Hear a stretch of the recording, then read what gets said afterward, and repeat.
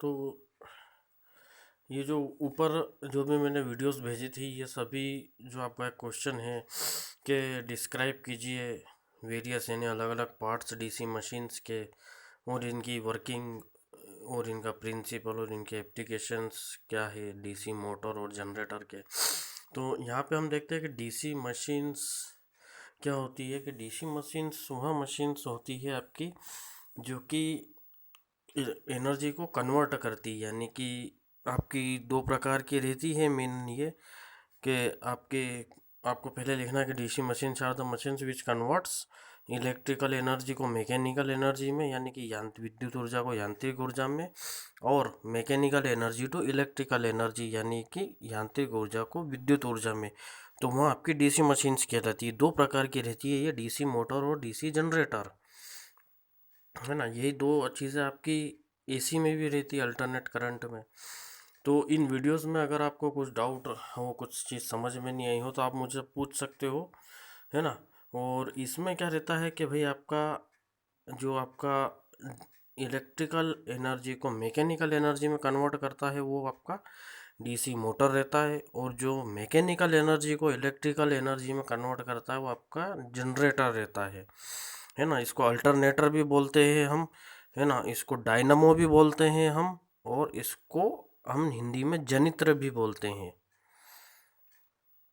तो इसमें आपको वीडियोस में आपने देखा होगा कि इसमें सबसे पहले तो ये बनता कैसे, तो पहली वीडियो में वो है फेराडेज लॉ, है ना, इलेक्ट्रोमैग्नेटिक इंडक्शन, विद्युत चुंबकीय प्रेरण।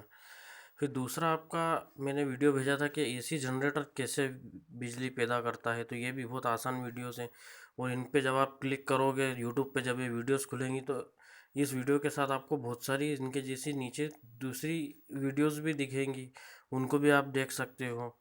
फिर आपका मैंने मोटर का भेजा था, तो इनका आपका कंस्ट्रक्शन क्या होता है। तो इनका कंस्ट्रक्शन क्या होता है, देखो इनका इलेक्ट्रिकल प्रिंसिपल, इनका वर्किंग प्रिंसिपल यानी कि इनका कार्य सिद्धांत तो क्या रहता है, विद्युत चुंबकीय प्रेरण पे काम करते हैं ये, है ना। और इसका जो पार्ट्स हैं, तो इसमें आपको देखा होगा कि सबसे पहले तो ऊपर योक या कवर रहता है, दोनों में रहता है ना। सिर्फ इनका वर्किंग में डिफरेंस है, बाकी इनका जो कंस्ट्रक्शन यानी इनकी संरचना, इनकी जो बॉडी है, वो आपको लगभग लगभग सेम दिखेंगी। तो इनके बॉडी पार्ट्स में सबसे ऊपर तो इनका कवर रहता है, लोहे का बना हुआ, योक बोलते हैं उसको अपन, है ना। एक आई बोल्ट रहता है पकड़ने के लिए। फिर इसके अंदर आपका रहता है, इसमें कोर रहती है इनमें, है ना, जिसपे हम फिर उस कोर के अंदर आपकी रहती है कॉइल्स, उस कोर के ऊपर हम कॉइल लपेटते हैं ना, वाइंडिंग जिसको हम कहते हैं आम भाषा में, आपने देखा होगा दुकानों पे, वो रहती है। फिर उसके बाद इसमें दो प्रकार की वाइंडिंग रहती है ना, एक स्टेशनरी वाइंडिंग और एक रोटेटिंग वाइंडिंग, यानी कि एक वाइंडिंग वह रहेगी जो स्थिर रहती है ना, जो चुंबक का काम करेगी। इनमें से दोनों में से एक वाइंडिंग चुंबक का काम करेगी और एक चालक का काम करेगी, है ना। तो और एक आपकी रहती है रोटर वाइंडिंग या आर्मेचर वाइंडिंग जिसको हम कहते हैं। तो इसमें जो रहता है आपका कि भाई इलेक्ट्रोमैग्नेटिक इंडक्शन का कार्य सिद्धांत क्या रहता है कि भाई किसी चुंबकीय क्षेत्र में हम या चुंबकीय या चुंबक के आसपास हम किसी चालक को घुमाएं, तो उसमें इलेक्ट्रिसिटी, उस वाइंडिंग के अंदर इलेक्ट्रिसिटी प्रोड्यूस होती है। या हम किसी चुंबकीय क्षेत्र में किसी चालक में अगर अलग से करंट दें, तो उस चालक के ऊपर एक बल आघूर्ण यानी कि घूमने वाला बल पैदा होता है, जो कि उस बीच में उस रोटर को या आर्मेचर को घुमाता है ना। तो ये आपका मोटर हो गई, है ना। तो वो आपका वाइंडिंग हो गया। फिर इसमें आपका स्लिप रिंग्स रहती है ना, जो कि उसको स्मूथली घुमाती भी है और आपको कनेक्शन भी प्रोवाइड करती है। फिर इसमें कार्बन ब्रश रहते हैं, तो कार्बन ब्रश उससे अटैच रहते हैं, जो आप अगर मोटर है तो आप करंट दोगे तो वो आपको स्लिप रिंग के थ्रू रोटर को देगा, वाइंडिंग में देगा।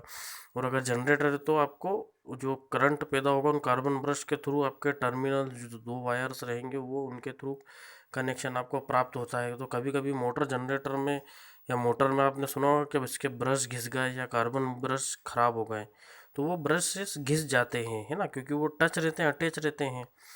तो अगर ये वो हो जाते हैं, घिस जाते हैं, तो ये बीच में से इनका कनेक्शन टूट जाता है, जिसके कारण कि आपकी मशीन वर्क नहीं करती है। है ना।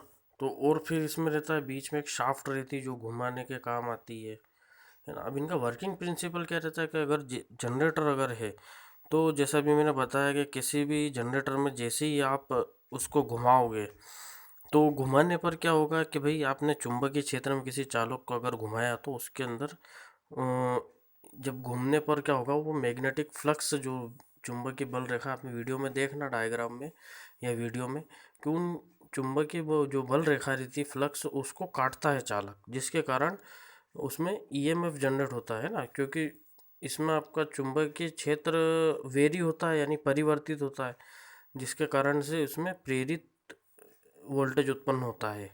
और अगर मोटर है तो मोटर में आपका वर्किंग कैसे रहेगा कि अपने चुंबकीय क्षेत्र में जैसे ही आपने किसी चुंबकीय क्षेत्र में कोई चालक रखा है उसके अंदर आपने विद्युत धारा बहाई तो उस चालक पे एक बल लगता है ना।